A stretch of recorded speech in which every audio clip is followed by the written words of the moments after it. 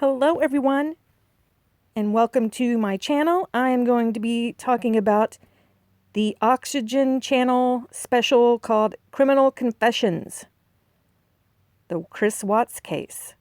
We got to hear from Tammy Lee last night. If you didn't get to see it, I'll go over some of the notes that I took while I was watching it so I could share it with you. One of the first things that hit me was how gorgeous Tammy Lee is. What a beautiful lady. Not only that, she's extremely smart and great at her job. We need more Tammy Lees in the world. Catch some of these criminals. With her and Graham Coder, they were able to get Chris to confess to the evil acts that he committed. We also heard from a CBI agent, Kirby Lewis. One of the things that Tammy said was that if this was the worst, if not one of the worst, if not the worst case she has seen in 19 years on the job, and that says a lot. 19 years on the job and one of the very worst cases she has seen. And to me, I think it has to do with me personally is the oil tanks. How could you do that to little babies, your own babies? How could you do that to an animal? That's the thing that really hit it for me, and just how zero emotion he showed. Even when he's looking at pictures of his little babies, zero, no crying, no, nothing. He's like an inanimate object. He's just like a piece of paper. That's Chris in the emotional category. A piece of paper. So we got to see some of the body cam footage. We got to hear from the neighbor, Nate. I'm sorry, I cannot pronounce his last name. But what a great neighbor. You can't ask for a better neighbor than Nate. Very observant. Luckily, he had his security footage. And Nate indicated that as a father, that his eyes would not have left that television screen when he was looking at the surveillance footage, and that he noticed how Chris just wasn't acting right, and that Chris was just he wouldn't even look at the television screen when Nate was showing him the footage. And Nate says, as a father, my eyes would not have left that screen, and I agree. Wouldn't you be like glued to that, looking for any amount of movement of your kids walking out or your wife? No. Chris couldn't even act concerned. If you ask me, this is the best program I've seen on this case so far. Hands down. It was really good. If you missed it, it was on Oxygen. I think I have heard that you could watch it on Hulu, or check your local listings, I guess, or go to Google. It's on the Oxygen channel if you're looking for it. Tammy said that once they got this case and the Weld County had called them in, the Frederick Police Department, they had been called in on the case, the CBI and the FBI. And once that happened, that they ran a criminal records check on both Chris and Shanann, and neither one of them had any criminal record at all. And Tammy said that when she got on the case, she went to Shanann's Facebook trying to learn about her. You know, they like to look into the backgrounds of the people that they're looking for. And she noticed that Shanann was an Italian lady, and Tammy comes from a long line of Italian women. She said she noticed that she was strong, sassy, assertive, just like Tammy is. So I think Tammy kind of empathized with Shanann and could relate to Shanann, actually. That's what I mean. She could relate. She said that Tammy and Graham Coder were watching Chris live when he gave his porch interview. The one where he's being all shifty, rocking back and forth, saying, I just want them back. Being really flat. They noticed right then and there. They thought, this is strange, especially when he mentioned the emotional conversation. They knew right then something isn't right. Tammy said when she heard him mention that emotional conversation and they saw that live on television, him giving the interview, that she turned around to Graham Coder, who she had never met before, by the way. They had never met prior to this case. And she said she turned around and looked at him and said, "Oh, sheet. We need to get him in here. We need to get him in here for an interview like now." They knew.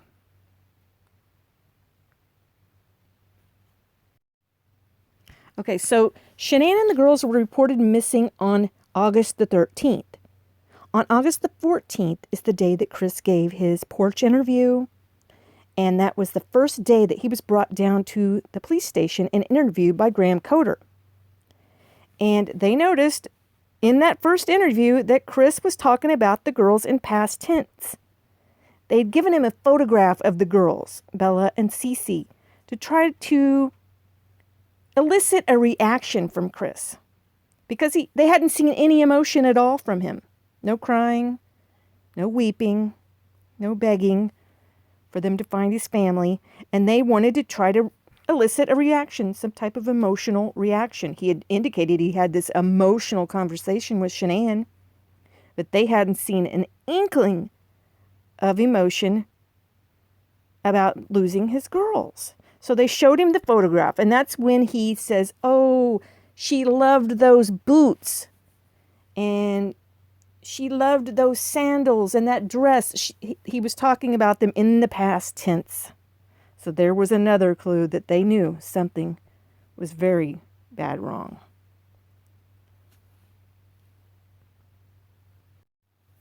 She went on to say how he wasn't saying, "Go look for my family," or giving them suggestions of other places they should be looking.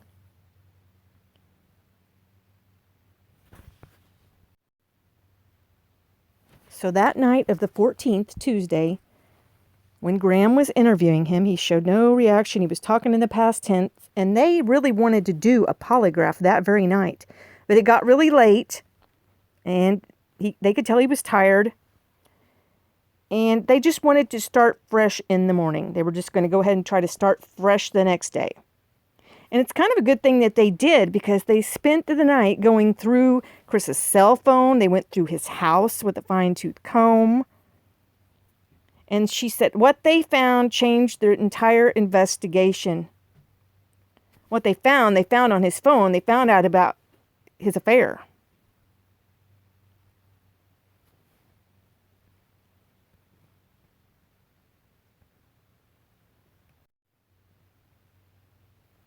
So he comes in on the 15th for his polygraph interview, and she was walking a thin line of not spooking him and causing him to shut down.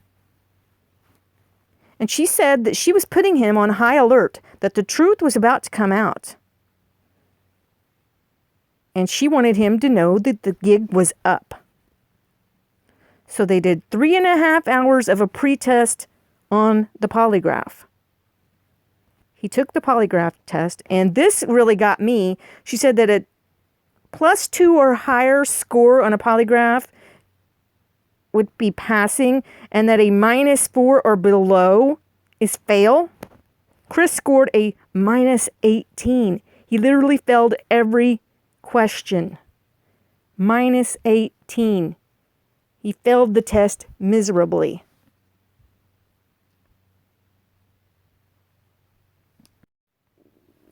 So she was kind of trying to be his friend in the polygraph room.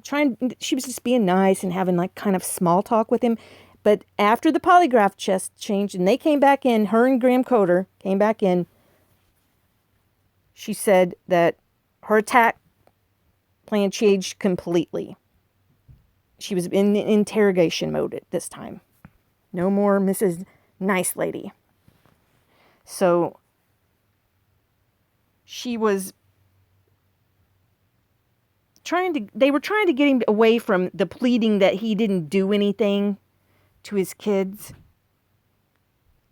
And they decided to shift to talking about the affair. And then he admits to that. He decided to go ahead and admit, that's why I failed the test, because I was having an affair. I lied about that. And then she goes on to talk about how it's easier for suspects to victim blame and try to put some of the blame on the victim so they don't look so bad, so that they are vilifying the victim. And she said it's a technique to later get the actual truth from the criminal. And that she said they just wanted to find out where Shanann and the girls were. Then Chris asked to talk to his dad, and they had to think quickly. Because if Chris's dad came in there and said, hey, we need a lawyer, everything could be ruined. It was very risky. They risked Ronnie telling him to lawyer up. But luckily that didn't happen. She said that her and Graham Coder ran to the observation room and watched and listened as Chris spoke to his father, Ronnie. She said they were talking really low, but they did hear Chris say that he did kill Shanann, and they heard Chris tell his father that she had killed the girls. And they knew they needed to get back in that room immediately. So they went back in, and she starts rubbing Chris's back. She said she wanted to make him uncomfortable. She could tell that rubbing his back was making him uncomfortable. And she didn't want him comfortable. She said he seized on the opportunity to deflect blame from himself and blame someone who could not defend themselves. She said internally she was outraged, and it was very hard not to show it. I can imagine. Can you imagine that? She's great at her job because anybody else would just want to be, Can you imagine that? Somebody admitting these things right to you, and you have to act like you're their friend.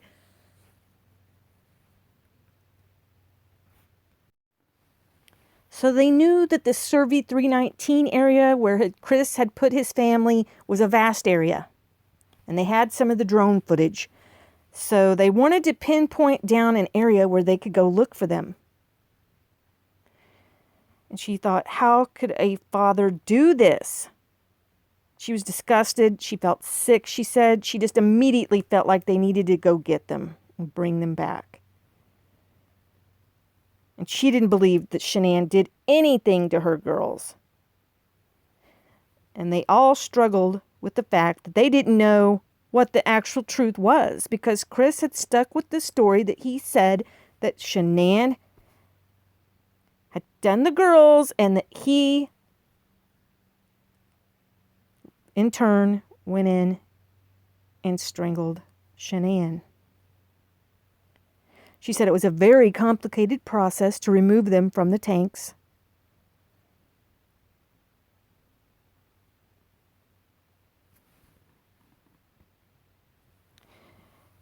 And it was a huge undertaking. And they were like, they were perplexed about how could they have put them in these little hatches.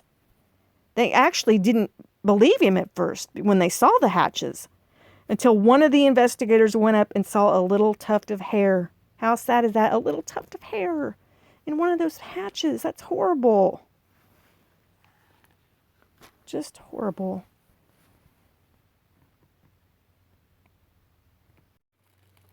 They went on to say how the autopsy and the pathologist report vindicated Shanann and proved that Chris had lied about what he said had happened.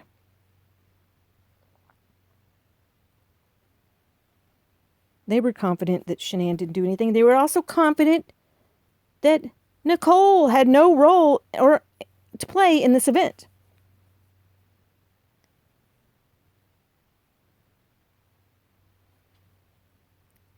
They were also preparing for a lengthy murder trial where they would go and test evidence, take multiple interviews from people, all kind of witnesses.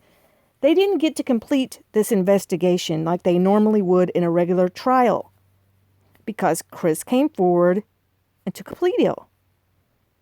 So that just stopped them in their tracks with their investigation. It just got stopped right in its tracks. with him pleading guilty. They later flew out to the Wisconsin prison to interview Chris because they wanted to vindicate Shanann's memory. That's why they went out there. She deserved that. She deserved to have her memory vindicated. Tammy said she needed to hear him say that he did not kill his girls, or that Shanann did not kill the girls. She needed him to say that with his own mouth. They wanted to hear it directly from Chris's mouth, that he killed the girls and he killed Shanann. They were really stunned that the girls were still alive when he took him to the oil site. And she said she hopes she hears, that Chris does hear in his mind, "No, Daddy, no." That he deserves to hear that every day for the rest of his life. I personally think he's just saying that. I don't think he has that kind of emotion in him. And even if he did hear it in his mind every day, I don't even think it would affect him, because she said she's cried more for those girls than he ever did. She's cried literally more tears for those baby girls than Chris did.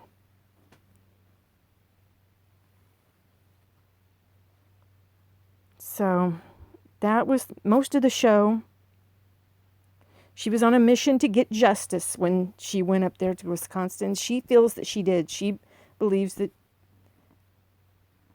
she has the answers now.